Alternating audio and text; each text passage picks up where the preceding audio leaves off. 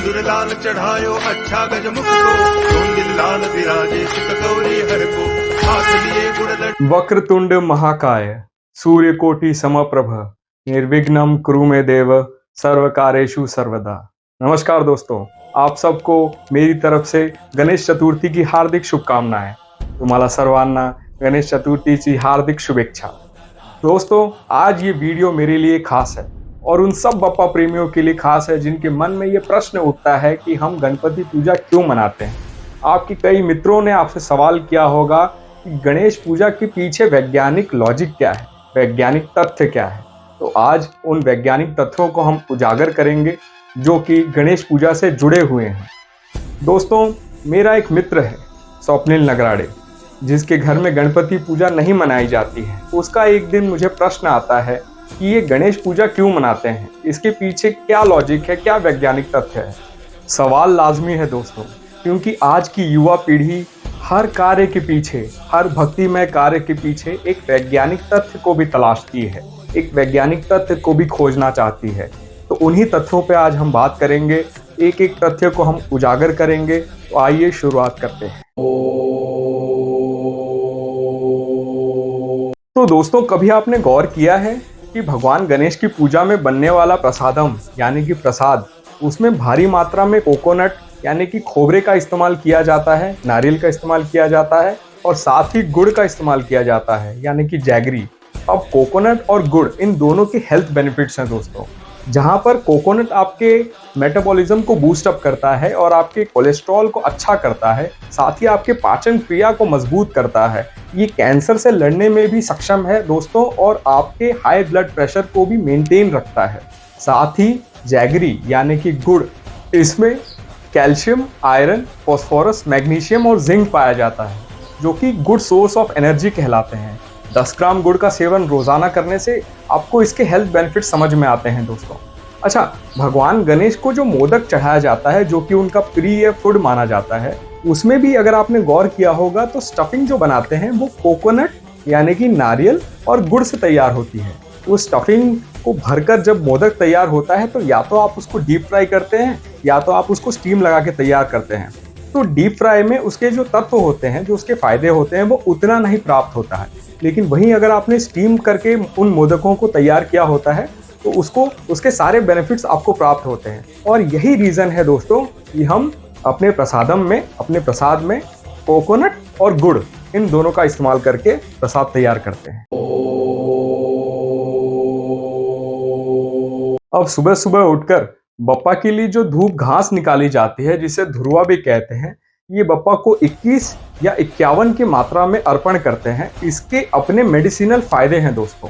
अगर इस घास को आप इसका जूस पीते हैं तो ये आपके मेटाबॉलिज्म को, आपके पाचन क्रिया को सशक्त करता है, आपके बाउल मूवमेंट को ठीक करता है, आपके हेमोग्लोबिन को बढ़ाता है और इसे ग्रीन ब्लड भी कहते हैं दोस्तों।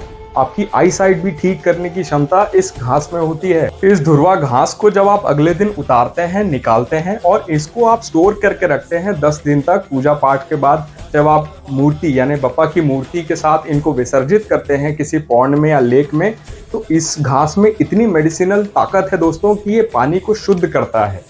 यहाँ पे मैं आपको एक टिप देना चाहता हूँ दोस्तों, अगर आप उस धुरवा घास का प्रयोग करते हैं और रात भर उस घास को तांबे के लोटे में डालकर उसमें जल भरकर प्रातः काल अगले दिन खाली पेट उस जल का सेवन करते हैं, तो आपकी पेट की कितनी भी जटिल समस्या हो उसका समाधान मिल सकता है। आपकी पाचन क्रिया को एक सशक्ति मिल सकती है, मजबूती मिल सकती है।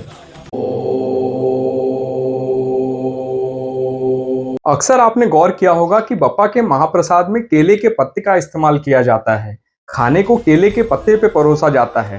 केले के पत्ते में दोस्तों एंटीऑक्सीडेंट्स मौजूद होते हैं जो स्किन एजिंग को स्लो करते हैं, यानी कि आपको ज़्यादा दिनों तक, ज़्यादा सालों तक जवान रखते हैं। इस केले के पत्ते में इतनी ताकत होती है कि इसके अंदर मौजूदा तेल यानी कि इसका ऑयल आपके स्किन और आपके बालों के लिए बहुत फायदेमंद होता है।